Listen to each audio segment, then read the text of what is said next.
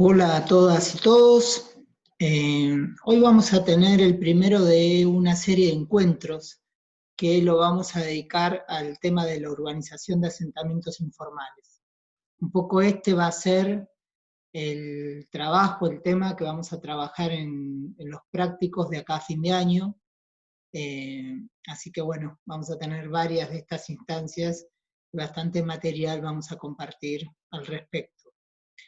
En este primer encuentro, la idea es poder charlar sobre un poco el encaje que ha tenido, luego veremos una sucesión de clases sobre las políticas de vivienda. Pero la idea es más que hablar de la arquitectura, hablar de las políticas en términos de política, de cantidad de inversión, de cuáles han sido las referencias internacionales, teóricas que se han tomado para llevar adelante esas políticas. Así que un poquito ese es el objeto de esta primera charla, también dejar plantado lo que va a ser el tema con los que vamos a trabajar el resto del año, y nos pareció que también es un tema vigente, interesante por todo este debate, o esta preocupación más que debate, que se está dando en este tiempo, en esta coyuntura, donde es también una oportunidad para que el problema del hábitat, que muchas veces es naturalizado, tapado, ninguneado en la opinión pública, está teniendo visibilidad a partir de este año tan particular con la pandemia. Así que me parece que también es un aporte interesante, creemos que podamos hacer desde la universidad pública en términos de ideas. Vamos a trabajar a ver algunas imágenes.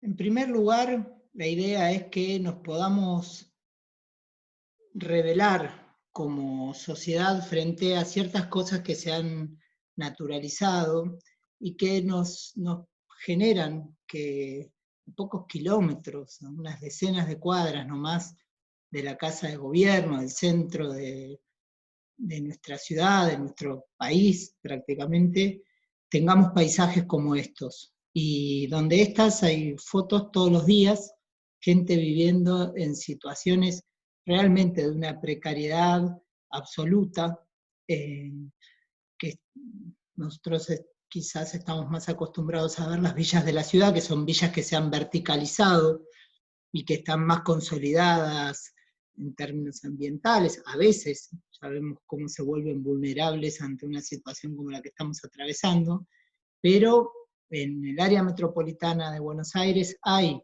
bolsones de pobreza, y también en la ciudad, en la zona sur de la ciudad, que realmente no parecen dignas de un país como la Argentina, ¿no? Y un poco la primera cosa a discutir es cuánto invierten los países en obra pública, cuánto es la inversión en capital que tienen los países. El promedio mundial es del 4,5% del PBI. En Asia está más o menos en un 6,5%. China, en particular, alcanza cerca de un 8% de su PBI en inversión en obra pública. Australia un 4%, África como continente un 4%, América Latina es uno de los países que menos está invirtiendo en obra pública, invierte cerca de un 2% del PBI en promedio, y Argentina, dentro aún de América Latina, es uno de los países que está en este momento en crisis, ¿no? En el 2018, 2019, llegó a invertir cerca de un 1%, entre un 1,5% y un 1% de su PBI. O sea, una inversión muy, muy baja, que eso pesa. Un país que quiere ser un país que esté en desarrollo, un país que crezca, es un país que necesariamente debe poder invertir en obra pública. A lo largo de la historia, más o menos en la historia reciente, para que se den una idea, Argentina en el siglo XX, casi todo el siglo XX, invirtió cerca del 8% de su PBI. Casi se construyó la infraestructura básica de nuestro país, represas, caminos, viviendas, casi todo se construyó en ese ritmo, en esa lógica de inversión. Luego, cuando empiezan las políticas neoliberales, con el proceso militar y luego con los sucesivos problemas de endeudamiento externo, etc., eso se baja drásticamente a un 2%, en el peor año de la crisis del 2001 llega al 1%, luego se recupera entre 2013 y 2015, aproximadamente se invierte el 4,2, 4,5, y luego vuelve a bajar en el 2019 hasta cerca de un 1%. O sea, la inversión del país en porcentaje de PBI en obra pública es baja y ha sido más alta en los momentos en que la Argentina ha sido un país con más expectativas, con más crecimiento, con más desarrollo, y sería bueno que pudiera visualizar que en la construcción de su proyecto institucional tenga que contemplar un ritmo de inversión fuerte. Las políticas de vivienda, ya lo vamos a ver en sucesivas clases, pero también copian ese quiebre, esa fractura que se da fuerte en los 70, donde en todos los ámbitos la Argentina es un país que se empobrece conceptualmente y se estratifica. Es un país que empieza a aceptar que puede convivir con una masa de gente excluida dentro de su proyecto institucional. Toda la historia de la Argentina, desde siempre, desde la fundación, con las dos grandes olas migratorias, como habíamos visto en su momento, la inmigración europea y luego la inmigración del interior hacia las ciudades, y desde los países limítrofes, se dieron a lo largo del siglo XX con mecanismos de inclusión social muy fuertes. La frase "mi hijo el doctor", la que simboliza esa capacidad, esa voluntad de la sociedad de poder ir para adelante. Y en las fotos de este costado que vemos en pantalla, vemos cuál era el producto de esas políticas de vivienda, qué pensaba la Argentina cuando hacía vivienda social, y que el destinatario, podemos imaginarnos, de ese tipo de vivienda, eran destinatarios que, de estas o de todas las variables que vamos a ver que ha habido de políticas de vivienda, gente que tenía por destino integrarse plenamente a la sociedad. Cuando en los 70 empiezan a construirse este tipo de cosas como Soldati, ya empieza a construirse una vivienda que es para pobres, empieza a concebirse un país y una sociedad que se define o se asume a sí misma con una gran masa de pobres que no tiene prácticamente acceso a mecanismos de movilidad social. Que se invierta tampoco es garantía, ahí nos cabe una enorme responsabilidad. Nosotros creemos que una de las cosas que quisiéramos que se lleven de esta materia este año es la responsabilidad ética de poder asumir en la sociedad el rol que nos toca como profesionales. Si cuando hay disponibilidad de fondos lo que hacemos es construir este tipo de cosas con este nivel de pobreza conceptual, sin ninguna mirada urbana, urbanística, sin pensar en centralidades, en equipamientos, muchas veces ni siquiera en infraestructuras básicas, la verdad que es pobre y nosotros tenemos que poder darle a la sociedad algo mejor en términos de producto, de proyecto, de vivienda.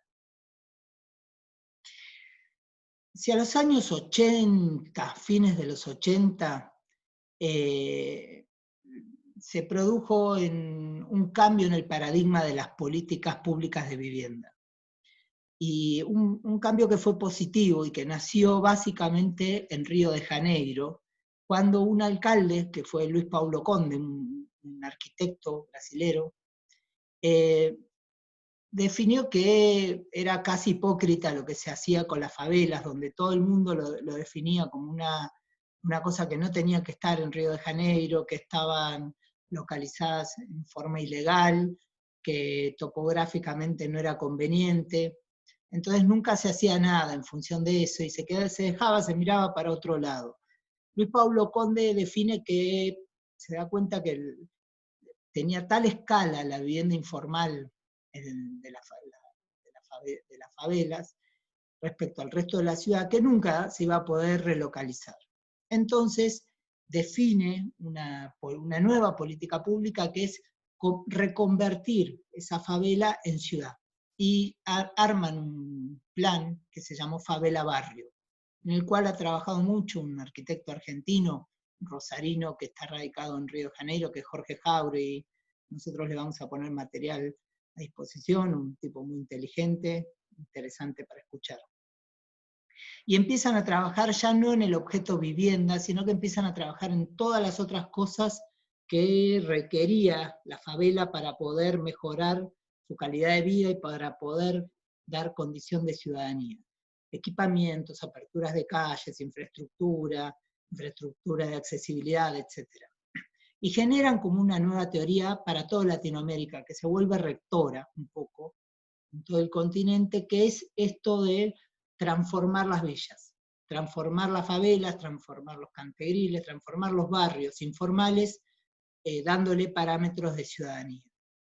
A su vez, lo que se hace, y yo creo que está muy bien, es el reconocimiento al derecho al lugar y al derecho a la ciudad. Ya no a la vivienda como un objeto suelto, sino que lo que incluía era la ciudad, y que las familias tenían que tener derecho a permanecer donde estaban, y no ser relocalizadas a 30 o 40 kilómetros de donde estaban habitando, rompiendo los lazos sociales de la familia, las estrategias económicas de esas familias, de supervivencia, etc. Unos años después, una década después, un poco más, Medellín va a copiar ese proceso, dándole accesibilidad con algunas obras paradigmáticas, dándole accesibilidad también a toda la ciudad informal, o parte de la ciudad informal, con sistemas de aerocarriles, de carriles, que permitía darle acceso, y colocando algunos equipamientos de escala urbana que le daban visibilidad a esos barrios, le daban una identidad. Y se hizo bien. En los últimos 40 años, 30, 40 años de la política pública en la Argentina, se miró mucho estos ejemplos, y se miraron muy acríticamente, y este es el problema. Estas son algunas imágenes del Favela Barrio, de antes y después. Ahora, ¿cuál es el tema? Brasil tiene una escala, esta es una imagen, las manchas rojas son favelas. Tiene un porcentaje casi del 33% de déficit habitacional en su ciudad. Y tienen un PBI per cápita de $16.000 promedio. ¿Tá? Entonces, esto es un déficit muy alto y un PBI per cápita limitado o determinado, que hace que una ciudad pueda plantearse las estrategias con estos principios, que sean los del respeto al lugar, el respeto a la localización, etc. Se puede plantear cuáles son las estrategias de resolver, que sean acordes a las capacidades que pueda tener una ciudad para afrontarlo. Medellín hace otro tanto, establece esta obra con el cable carril que le da accesibilidad, pero también tiene un enorme porcentaje de déficit Medellín. Tienen 37% de déficit habitacional en la ciudad, y tiene solo $10.000 de PBI per cápita. Entonces, una vez más, es relativo, está bien poder copiar cosas que está bien, no hay que estar inventando todo el tiempo, pero hay que saber copiar los contextos. Buenos Aires, con esta situación de haber estado los últimos 30 o 40 años mirando o jugando a que miraba lo que había pasado en Río de Janeiro y en Medellín, prácticamente no hizo nada en términos de vivienda social. Y en esos años que hubo cierto bienestar para los sectores populares, que tuvieron capacidad de ahorro y capacidad de inversión, las villas se verticalizaron mucho porque la gente tenía capacidad de invertir y consolidaron sus casas y las consolidaron y crecieron todo lo que pudieron. Y mucho de eso se hizo en ausencia absoluta del Estado, sin que esté el Estado presente ni para ordenar, ni para regular, ni para hacer nada, porque no solo se jugaba a que se hacía Medellín, sino que ni siquiera se llegaba a hacer eso. Con lo relativo que hubiera sido, probablemente se ha tomado ese ejemplo, y Colombia debe ser de las sociedades más injustas y que mejor tiene estructurada la injusticia social. Tiene dividida la población en estratos que ya saben qué transporte pueden tomar, si ya desde que nace una persona en determinado estrato sabe si va a poder ir a la universidad o no. La estratificación social, el disciplinamiento de la pobreza que tiene Medellín es espantoso. Entonces hemos estado copiando un modelo que es el correlato también de una sociedad, sin preguntarnos si queremos ser esa sociedad. En definitiva, si quisiéramos ser esa sociedad y copiamos esas políticas, vaya y pase. Pero en principio parecería que la Argentina es un país que tiene otras expectativas, que las ha tenido y que esperemos que las siga manteniendo. Este es un cuadro interesante que en la línea horizontal marca los niveles de índice Gini. ¿Cuáles son los países que distribuyen mejor y peor su riqueza? Y en la vara vertical mide cuál es el PBI per cápita de esos países. Argentina es el país que tiene mejor distribución, aún siendo un país injusto, como lo es todo el continente latinoamericano. Es un país que es injusto en la distribución, pero tiene mejores niveles de distribución de la riqueza que países como Brasil, Chile o Colombia, mucho mejor. Y tiene más riqueza, más PBI per cápita por población que estos países. De alguna manera el PBI per cápita de Argentina se parece, o es superior, o es ahí igual al de Polonia, pero Polonia tiene un nivel de redistribución de riqueza muy superior. Y ni siquiera está tan lejos de un país como Portugal. Con lo cual, estar mirando solo cuáles son las políticas que aplican estos países, que son más pobres y que distribuyen peor, la verdad que en términos de política pública de hábitat, yo creo que es un error, que debería estar mirando cómo son los países con mejor calidad de vida a igual riqueza, por lo menos por habitante. ¿Cómo estamos en el área metropolitana de Buenos Aires? El área metropolitana, el déficit en vivienda se divide en déficit cuantitativo y cualitativo. Cuantitativo está compuesto por la necesidad de vivienda nueva producto de dos cosas, del hacinamiento, o sea, cuando hay dos hogares, dos familias prácticamente viviendo en una misma vivienda, ahí está faltando una vivienda. Y se compone por las viviendas irrecuperables, la gente que está viviendo en una vivienda que por su nivel de precariedad absoluto, por las limitantes ambientales que tiene el lugar donde está radicada, no se considera que sea recuperable de ningún modo. Entonces, por un lado está el déficit cuantitativo. Cuantitativamente, estarían faltando 1.114.000 viviendas o soluciones habitacionales que pudiera ser un germen de una vivienda, una posibilidad de acceso a una vivienda digna. El déficit cualitativo es el que se produce por viviendas que tienen algún nivel de faltante en infraestructura, en redes, en problemas dominiales, y que solucionando algunos de esos problemas, la vivienda puede ser recuperable. Es importante distinguir estos dos tipos de déficit que hay en los países, porque nos permite tener estrategias que tienen que ser bien diferenciadas. Una es una estrategia de mejoramiento de vivienda y la otra es una estrategia de construcción necesariamente de alternativas, que lo más fácil es pensar en vivienda nueva, pero no es lo único. Entonces, en el área metropolitana está el 40% del déficit cualitativo. 40% de las viviendas de todo el país que hay que mejorar están en el área metropolitana. Está el 32% de las cuantitativas, de la vivienda que está faltando, ya sea porque es irrecuperable o porque hay hacinamiento.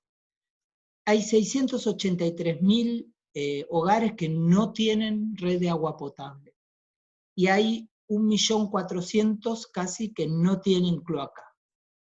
En toda el área metropolitana hay 10.000 hectáreas, 10.500 hectáreas o manzanas que están afectadas por temas de vivienda, afectadas, que están ocupadas por villas o asentamientos. 10.500, yo creo que el área metropolitana, la ciudad de Buenos Aires, la capital federal, tiene 12.000, si bien tiene casi 200, tiene, sí, 200 kilómetros cuadrados, en realidad tiene 12.000 manzanas, descontando todo lo que no está manzanado. Tiene unas 12.000 manzanas. Entonces, más o menos la cantidad, casi la cantidad de manzanas que tiene la capital federal son las manzanas que están ocupadas en toda el área metropolitana, entre villas y asentamientos.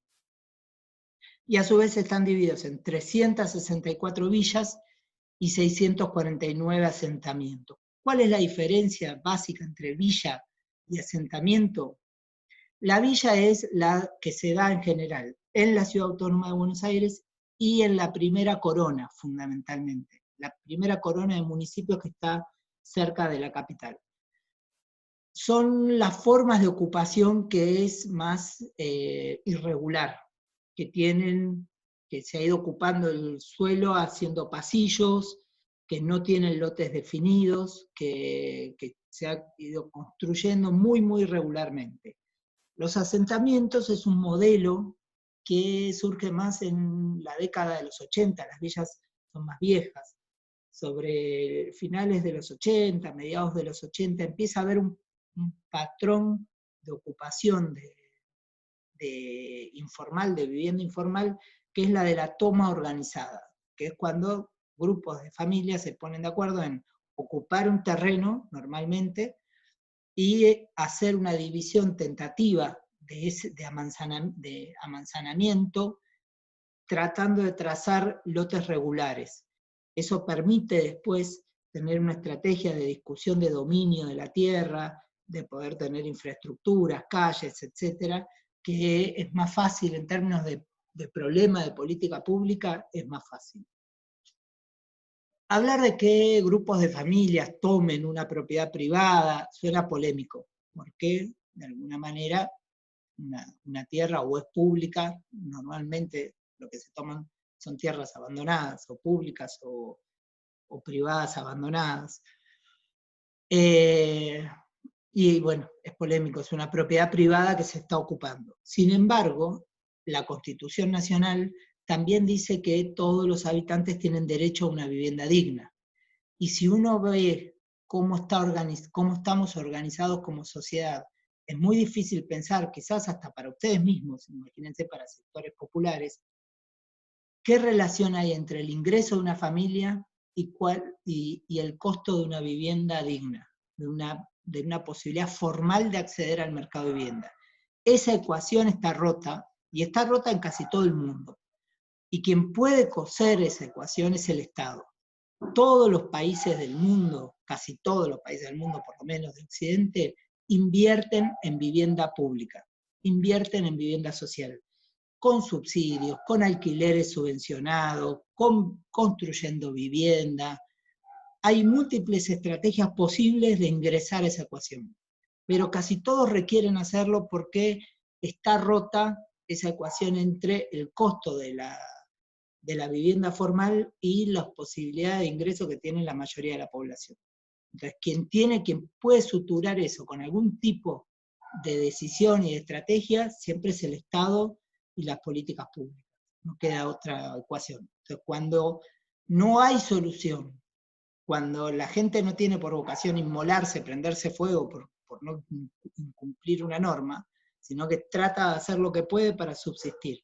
Y en ese trata de hacer lo que puede, hay muchísimos sectores de la población que resuelven eso, y en general, muchas veces como víctimas de la incapacidad que tiene el Estado. Para una familia ingresar en una villa en la ciudad de Buenos Aires es carísimo, y el Estado no tiene una ventanilla donde le pueda tomar esos ingresos, esa capacidad de ahorro, y decirle, bueno, vamos a darle esta otra solución que no sea una villa, que no sea una casa tomada, que no sea una ocupación de un terreno irregular. No, no existen esas posibilidades. Entonces las familias terminan siendo víctimas muchas veces de mercados de informalidad, donde terminan cayendo ahí porque no hay otra posibilidad de resolver eso.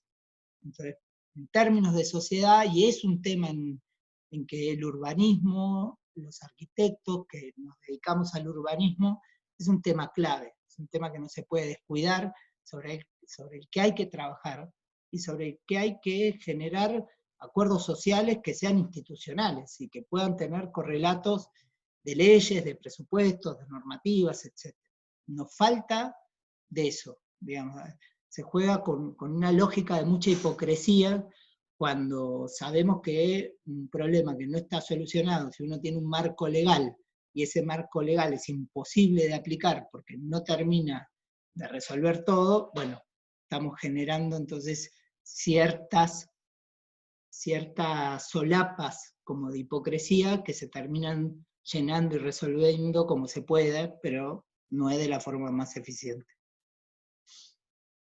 La mayoría de las villas y asentamientos que existen en el área metropolitana se agrupan en 3 cuencas, que son a su vez las áreas más inundables, los terrenos más bajos, más pobres desde ese punto de vista, y donde se radica la mayor población con problema presupuestario, digamos, con déficit de NBI, etc. Y son estas 3 cuencas que aparecen acá en esta imagen. Las verdes son asentamientos, y los amarillos son villas. Y vamos viendo como la primera corona es donde se producen, donde hay más existencia de villas, y cuanto más nos alejamos, el patrón de ocupación informal pasa a ser el asentamiento. Ahora, una de las cosas que después veremos ahí como conclusión, pero que tenemos que ver, es que no hay un destino fatal que las cosas deban suceder y deban permanecer. No debemos naturalizarlo. Y hay casos que lamentablemente por ahora son excepciones, y ojalá sean en algún momento la política general, la política más común. Hay casos de municipios que han resuelto bien las cosas. Esto que estamos viendo acá es lo que ahora está sonando mucho en los medios como Villa Itatí y Villa. Son 2 imágenes del mismo lugar, una del 2008 y una del 2017. Lo que está arriba, esta infraestructura que pasa por el medio, la ruta, es el acceso sudeste. Lo que está arriba del acceso sudeste es Villa Itatí, y lo que está por debajo es Villa Azul. A su vez, acá hay una línea imperceptible, pero divide esa línea Avellaneda, que está abajo, de Quilmes, que es todo lo que está arriba. En pocos años, la parte de Villa Azul, esto de arriba entonces Itatí, y esto de abajo Villa Azul. Villa Azul, la parte que correspondía a Quilmes, a Avellaneda, en pocos años la Intendencia de Avellaneda hizo un proyecto que es realmente bueno. Incluso podría ser mejorable, opinable, lo que fuera, pero es un proyecto que es rico, a diferencia de las casitas sueltas que les mostraba hace un rato. Es un proyecto que tiene buena densidad habitacional, buen aprovechamiento del suelo, diversidad morfológica, tiene muchos equipamientos construidos, es este. Que ahora ya está, incluso estas fotos tienen un tiempo, está mucho mejor con crecimiento de vegetación, etc. Tiene un polideportivo tremendo, escuela primaria, secundaria, una buena sala médica. Otro ejemplo, o sea, que mientras un municipio no hizo nada, mientras un municipio que tenía durante mucho tiempo el mismo signo político, la misma posibilidad de acceder a presupuesto por parte de Nación o de la provincia, mientras uno no hizo nada, el otro lo resolvió perfecto o muy bien. Entonces, hay ahí un tema de voluntad política, de masa crítica, de interés. No es un destino fatal que no se puedan hacer las cosas. Otro caso es en Morón. Ahí les pasamos un videíto para esta semana, para que vean, que cuenta un poco toda esta operación. Todo esto era una villa que había quedado de un NHT, Núcleo Habitacional Transitorio. Eran construcciones precarias que se hacían para llevar a vivir a la gente hasta que darles una vivienda. Enorme fracaso, a nadie se le ocurra ese tipo de idea. Eso se terminó convirtiendo en una villa con el tiempo, y lo que hizo la intendencia de Martín Sabatella, que era presidente de Acumar, Martín Sabatella, fue convertir eso en un barrio, tomando todas estas tierras acá, que las negoció porque eran del Hospital Posadas, que era nacional, tomó todas estas tierras y construyó sobre la traza de la propia villa, y sobre estas tierras construyó también un barrio de viviendas, que está muy bien, y de esa manera urbanizó por completo la villa. Todo esto del medio es para otro capítulo, que es un tremendo complejo habitacional, desastre, un manual de lo que no hay que hacer en arquitectura, un plan perfecto para el fracaso, no hay forma de que esto pueda salir bien, hecho como está, ya lo veremos en otra clase. Otro caso interesante es el de en la Villa 21-24, estas manzanitas que están acá ya deben tener más de 20 años, o 20 años más o menos. Y están impecables, y la verdad que mientras la villa se creció y ocupó todo, tomó todo el perímetro, esa parte donde se hicieron viviendas razonables, con algún nivel de juego morfológico, de variedad morfológica, bien construidas, en una escala que está bien, de consorcios chicos, de planta baja más 3, que no requiere instalaciones caras ni ascensores, bien construida como nobleza, se mantienen perfectas se mantiene hoy en día. Con lo cual también en términos de recursos sale muchísimo más barato hacer algo bien de movida y que dure bien el resto del tiempo que estar construyendo cosas que a los 10 años están todas colapsadas y vandalizadas, etc. Estas son las viviendas, y nadie le construyó, mientras la villa se verticalizó tremendamente por todos lados, se descontroló, estas viviendas quedaron perfectas, a nadie se le ocurrió levantar un techo para construir una vivienda arriba de otra vivienda, arriba de otra vivienda. Con lo cual, parecen como soluciones para un país que tiene posibilidades, que tiene recursos, parecería que poder hacer las cosas bien es razonable. Estas son algunas fotos de ahí, está pegada a la villa en esta imagen de abajo, se ve todo esto, es el costado de Iriarte de la villa.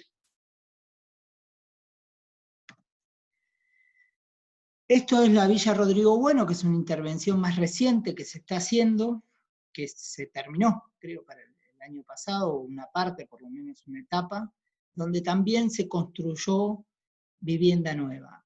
Ha habido un cambio de paradigma en los últimos 4 años, muchos lo critican, yo no, creo que se le dio de 4 años a esta parte, se le dio agenda pública al tema de las viviendas, de las villas, y se le dio, me parece, desde un lugar de seriedad, no de hacer política cosmética, sino de poder asumir el tema de construcción de vivienda. Hay ejemplos que están mejor, ejemplos que están peor. A mí lo de la Villa 31 me parece que es malísimo, pero el resto me parece que está bien, que se están haciendo cosas razonables, que habrá que ver cómo sigue la gestión, cómo se asignan las viviendas, cómo se hace para que eso no se gentrifique con el tiempo, etc.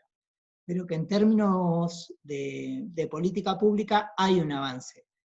Opinable, criticable, mejorable, sí, pero de lo que ha sido la parálisis de 20 años, sin hacer nada, haciendo que jugábamos como política pública, que jugábamos a hacer favela barrio, a hacer Medellín y no hacer nada en definitiva, me parece que los últimos 4 años son años donde ha habido inversión, donde ha habido proyectos y donde ha habido decisión política de avanzar. Ahí queda todo ese borde frente a lo que era lo vamos a charlar en otro encuentro. Esto es la Villa 20, que también tiene por un lado una política que ha habido de esponjamiento de todo lo que está blanco, que es esponjamiento de la villa, es decir, se retiran viviendas para poder regularizar un poco el tejido del resto, pero queda en el tejido de villa, siendo villa, con calles abiertas, con accesos, tratando de llevar infraestructura, algo de equipamiento, y después se construye en todo este terreno, que había sido producto de una toma muy, muy polémica, que fue la toma del Papa Francisco, hace ya bastantes años. Se están construyendo vivienda nueva. También, si se quiere, opinable, porque las viviendas, esto es una imagen aérea, acá está el Parque de la Ciudad, acá está la Villa Olímpica, las viviendas que se construyeron para alojar a los atletas de los Juegos Olímpicos de la Juventud. Este es el Parque de la Ciudad, esto es el complejo de Soldati, y toda esta pieza es la que se está construyendo nueva en Villa 20. Creo que tendría que tener una operación de mejora de diversidad, no sé por qué hay que construir no sé, varias hectáreas de vivienda todas iguales, ¿sí? Generando diversidad uno puede lograr que se parezca más a un fragmento de ciudad y que no tenga la etiqueta ya visual de que es un complejo de vivienda. No tiene, no parece que sea razonable que se tenga que construir todas las viviendas, todas las manzanas iguales, pintadas del mismo color incluso, etc. Pero bueno, también hay una lógica de sustituir tejido por tejido de villa, por vivienda, por tejido regular. En mi opinión eso es positivo también como avance respecto a no hacer nada. Esto es Fraga. Fraga tiene 2 partes, esta es una foto del 2000, esta es la Villa Fraga, y lo que se hizo fue construir acá, abrir la calle, la prolongación de Triunvirato, abrirla, perdón, por acá, por el medio, por acá, la prolongación de Triunvirato, y también esponjar, hacer una ecuación de esponjamiento acá, y acá se construyeron edificios nuevos y se construyeron por acá. No todos son para vivienda social, algunos, acá está, algunos son como ecuación de mercado. Hoy yo creo que también hay que poder sacar un poco de estudio de caso. Yo tengo entendido, y hasta donde he podido averiguar, que sale lo mismo la construcción de una vivienda nueva de estas que las operaciones de sutura, cicatrización urbana y el nombre que le quieran dar de marketing, que hasta ahora ni siquiera pudieron terminar de abrir. Esta creo que es Palpa, que estaba previsto abrir, ni siquiera se pudo abrir. Entonces también en ese aferrarse a la villa, muchas de las acciones que se hicieron con un costo muy grande para poder esponjar esto, poder generar frentes urbanos, patios, ventanas, etcétera, en locales de primera, mudando gente que estaba en la villa a las viviendas nuevas, tengo entendido que algunas de esas situaciones ya se están perdiendo de vuelta en el tejido irregular de la villa, descontrolado. Esta es una imagen desde el otro lugar.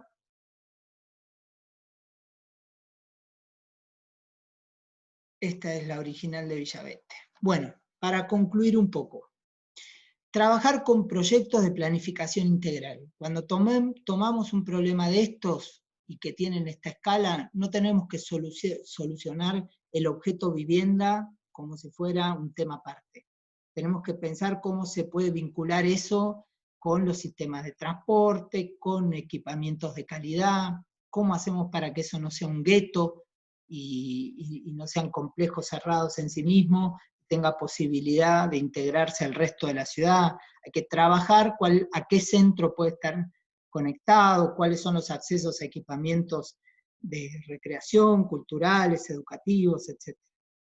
Trabajarlo desde una lógica integral y no mirar únicamente el objeto vivienda como si el problema fuera ese. El problema es poder hacer ciudad y poder dar calidad ciudadana a los vecinos para quienes construyamos. La segunda cosa es no naturalizar las situaciones de hábitat infrahumano. No puede ser que naturalicemos eso y que podamos coexistir con eso. En términos de sociedad, no somos eso en sistema educativo, en sistema de salud, en un montón de estamentos que rigen a la sociedad argentina, no tenemos por qué tener al mismo nivel, no tenemos por qué tener estas situaciones de hábitat degradado. Como sociedad no es un problema aún en la peor crisis, no es un problema de fondos, es un problema en definitiva de decisión política, de organización, de institucionalidad y de querer ver los problemas. Yo siempre pongo como ejemplo el tema de los ferrocarriles, el sistema de ferrocarriles metropolitanos. Teníamos un sistema que era un desastre, con formaciones de coches de trenes de los años 40, con un sistema que le poníamos un montón de plata como sociedad en subsidios, donde naturalizábamos que nadie pagara un boleto, donde la gente viajaba en el techo, viajaba colgada de los estribos, y después de una tragedia horrible, en pocos años pudimos como sociedad reconvertir todo ese sistema y a los pocos años tenemos un sistema de ferrocarriles como el de Madrid, parecido al de cercanía de Madrid.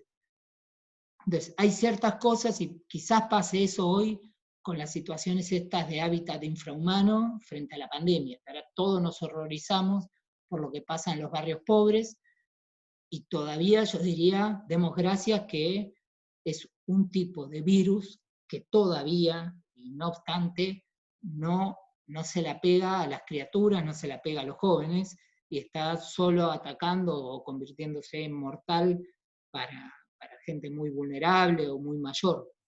Pero imagínense qué puede pasar si entra a un barrio de estos un tipo de mutación de un virus que pueda afectar a los chicos. Un desastre, con miles, cientos de miles de personas que no tienen agua potable, que no tienen cloaca. Como sociedad también que tengamos estándares de inversión, no nos conformemos en ser un país pobre, un país subdesarrollado, y que para poder ser un país desarrollado tenemos que invertir en obra pública, eso genera trabajo, además genera desarrollo, hay que poder estar pendiente de esas cosas e incorporarlo a nuestra agenda de inteligencia profesional, de alguna manera. Está en nuestras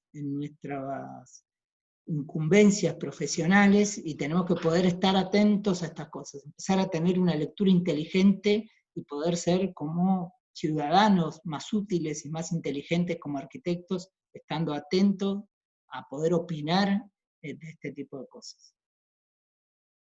Impulsar políticas públicas que promuevan la movilidad social ascendente y no consoliden la pobreza estructural. Ahí hasta se juega una cuestión ética. Nosotros no tenemos por qué hacer algo en lo que no seríamos capaces de vivir.